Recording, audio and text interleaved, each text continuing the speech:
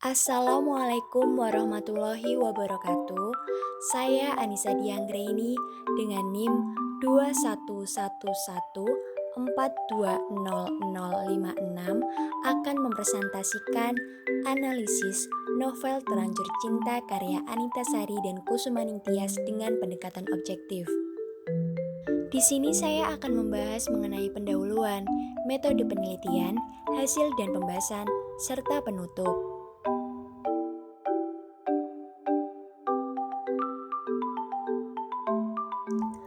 Pendahuluan, sastra adalah bentuk inspirasi kehidupan yang digambarkan di dalam sebuah keindahan. Sastra merupakan buku-buku yang memuat perasaan kemanusiaan yang mendalam dan kebenaran moral dengan sentuhan kesucian, keluasan pandangan, dan bentuk yang mempesona. Apapun yang dipaparkan pengarang dalam karyanya, kemudian ditafsirkan oleh pembaca, berkaitan dengan bahasa. Sebuah karya sastra harus dapat menjanjikan kepada pencinta sastra kepekaan terhadap nilai-nilai hidup dalam sastra, kearifan menghadapi lingkungan kehidupan, realitas kehidupan, dan realitas nasib dalam hidup. Sastra dengan kehidupan manusia berpadu, tak bisa dipisahkan satu sama lainnya. Sastra tidak dapat dipahami selengkap-lengkapnya apabila dipisah dari lingkungan dan kebudayaan atau peradaban yang telah dihasilkan. Menurut Lubis, tahun 1981 halaman 15 mengatakan bahwa novel merupakan salah satu bentuk karya sastra yang memiliki unsur intrinsik yang meliputi tema, alur, penokohan, latar atau setting, dan pusat pengisahan. Begitu juga dengan Jasin 1985 halaman 75 yang menjelaskan bahwa novel adalah suatu bentuk cerita yang menceritakan suatu kejadian yang luar biasa dari kehidupan manusia yang melahirkan suatu konflik atau pertikaian yang mengakibatkan terjadinya perubahan nasib atau jalan pelakunya. Oleh karena itu, pembaca akan lebih mudah menangkap maksud dan makna yang ingin disampaikan oleh pengarang apabila pembaca dapat memahami dengan tepat unsur intrinsik dari sebuah novel yang dibaca. Maka pembaca dapat menikmati novel tersebut dengan baik karena pembaca telah mengerti makna dan jalan cerita pada sebuah novel yang dibacanya. Pendekatan objektif. Pendekatan objektif menelaah isi di dalam karya sastra yang dikaji itu sendiri, tanpa terkecuali dari pengarang dan pembaca. Para ahli menjelaskan bahwa karya sastra sebagai suatu kebulatan makna, akibat perpaduan isi dan dengan pemanfaatan bahasa sebagai alatnya. Pendekatan objektif memandang dan menelaah karya sastra dari segi intrinsik yang membangun suatu karya sastra, antara lain tema, alur, latar, penokohan, gaya bahasa. Pendekatan objektif merupakan suatu pendekatan yang mengartikan sastra sebagai suatu yang otonom, terlepas dari alam sekitarnya, pembaca, dan pengarang. Arti unsur karya sastra hanya dapat dimengerti dan dinilai semuanya atas dasar pemahaman fungsi unsur di dalam keseluruhan karya sastra. Karya sastra merupakan tiga sebuah struktur yang kompleks. Dengan demikian, untuk dapat mengerti karya sastra, perlu dianalisis. Yang dianalisis di dalam pendekatan objektif adalah keterbagian atau kompleksitas dari unsur intrinsik, yakni menganalisis bentuk formal sastra, fenomena-fenomena karya sastra. Pendekatan objektif memusatkan perhatian semata-mata pada unsur intrinsik. Unsur intrinsik dalam karya fiksi yang dianalisis seperti tema, plot, watak, tokoh, latar, kejadian, sudut pandang, dan amanat. Oleh sebab itu, penelitian di dalam unsur intrinsik dari setiap unsur diteliti secara terpisah. Sinopsis novel Terlanjur Cinta dengan versi yang lebih ringkas daripada di artikel. Diawali dengan Nando yang berpisah dengan sahabatnya Son, Vigar, dan Zeta yang akan menetap untuk kuliah di Yogyakarta. Nando yang masih belum bisa melupakan adik kesayangannya Ninda, kerap kali terbayang-bayang kebersamaannya dengan Ninda. Nando dipertemukan dengan Iski di Yogyakarta. Melani kekasih Son yang sering kali disakitinya, malah semakin dekat dengan sahabatnya sendiri, Vigar. Kedua sahabat Nando menyusul ke Yogyakarta, yaitu Son dan Zeta. Son dan Zeta juga bertemu dengan Iski, tetangga sebelah rumah Nando yang ditinggalinya. Pada akhirnya, semua menjadi dekat dengan Iski. Zeta yang bertemu dengan Iski langsung jatuh cinta karena mirip dengan Ninda. Iski menyukai Son karena karya-karyanya. Son yang melihat Melani dengan Vigar melepaskan Melani dengan ikhlas. Son mengungkapkan ketertarikannya pada Iski, malah membuat Iski sadar bahwa yang ia rasakan hanyalah rasa kagum. Akhirnya Iski menyadari laki-laki yang disukainya adalah Nando. Begitu juga dengan Nando yang memendam rasa sukanya kepada Iski. Persahabatan mereka mulanya berantakan karena masalah percintaan yang terjadi di antara mereka. Namun, Pada akhirnya persahabatan mereka kembali utuh dengan pilihan hidup mereka masing-masing.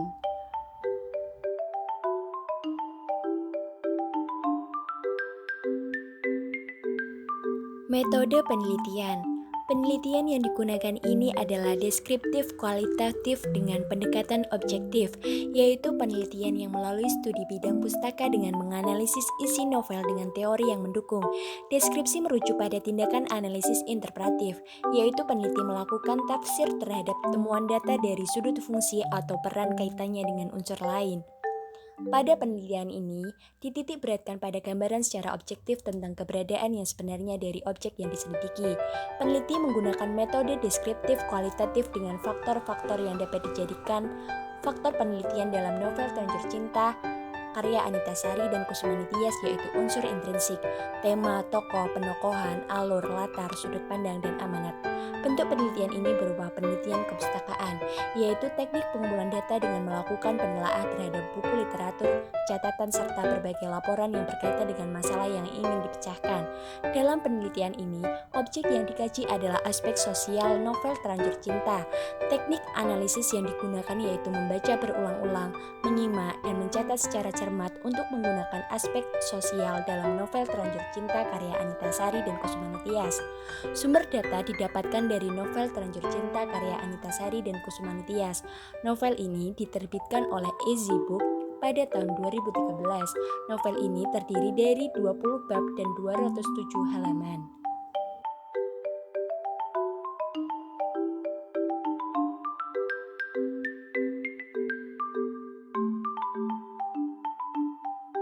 Yang pertama ada tema. Tema novel Terlanjur Cinta karya Anita Sari dan Kusuma Nitias mengusung tema percintaan atau romance dan persahabatan. Tokoh dan penokohan: Nando, Cehil, perhatian dan peduli. Iski, Cehil, penuh perhatian dan baik. Son, cuek, menyebalkan, egois, gigih dan rajin. Zeta, kekanak-kanakan, bijak. Fikar, playboy, menyebalkan. Melani, cantik dan berhati baik. Saruni, Cehil, penurut. Om Danang, baik. Tante Mira, murah senyum, baik. Mama Son, penuh perhatian. Ninda, pengarang tidak menjelaskan secara jelas karakter tokoh Ninda, karena Ninda tokoh yang sudah meninggal, namun sangat erat hubungannya dengan ingatan tokoh Nando yang sebagai kakaknya, sehingga dalam beberapa bagian dalam novel Terlanjur Cinta mengisahkan sepotong kisah Ninda sebelum kematiannya dengan Nando. Dimas, pengecut dan tidak bertanggung jawab. Kemudian ada alur. Alur yang digunakan dalam novel Terlanjur Cinta adalah alur campuran.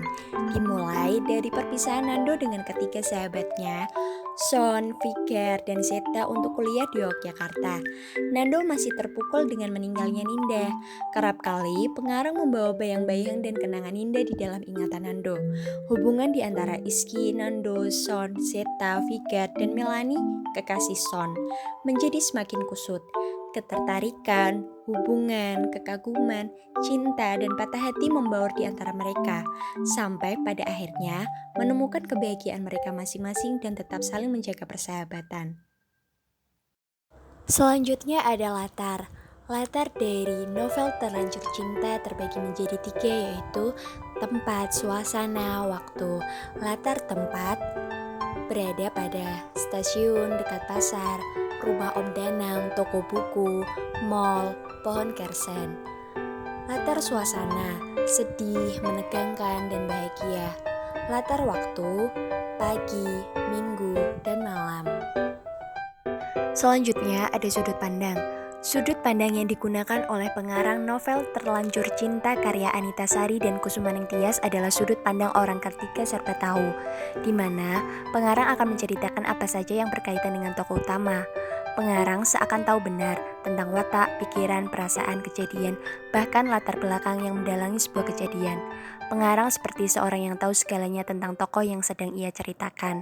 Selain itu, setiap tokoh dalam cerita dapat menggunakan kata ganti ia atau dia.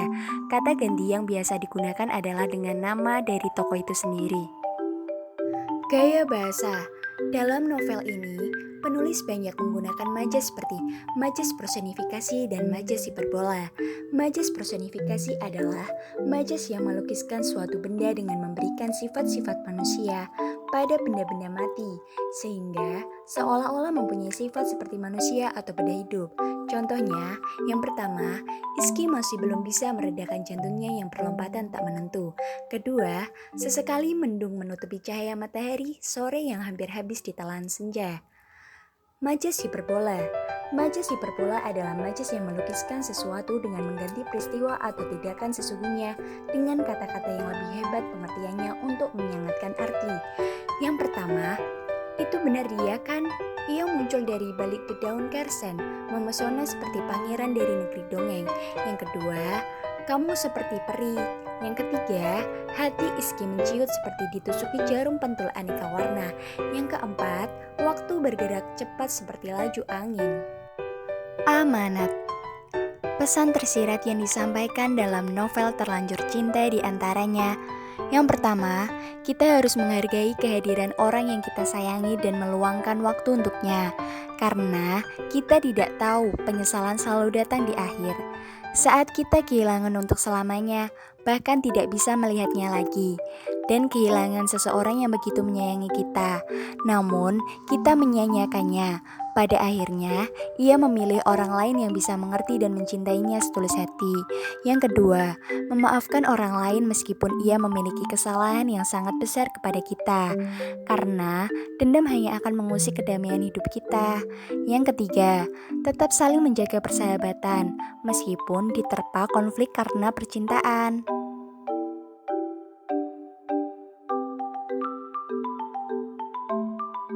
Penutup. Dari hasil pembahasan dan penelitian ini, dapat diambil kesimpulan dari objek amatan, yaitu mengenai unsur intrinsik sastra dalam novel Terlanjur Cinta karya Anita Sari dan Kusumaning Tias. Unsur intrinsik tersebut berupa tema, tokoh, penokohan, latar alur, sudut pandang, dan amanat. Dari unsur intrinsik di dalam novel tersebut, terdapat aspek sosial yang dapat memberikan pesan tersirat maupun tersurat, di mana tokoh-tokohnya memberikan nilai-nilai yang mengajarkan banyak hal tentang kehidupan.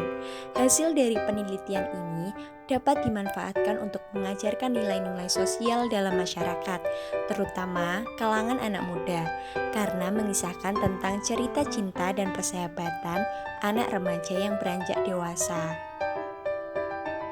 Sekian presentasi yang dapat saya sampaikan. Mohon maaf apabila masih terdapat banyak kesalahan. Atas perhatiannya, saya ucapkan terima kasih.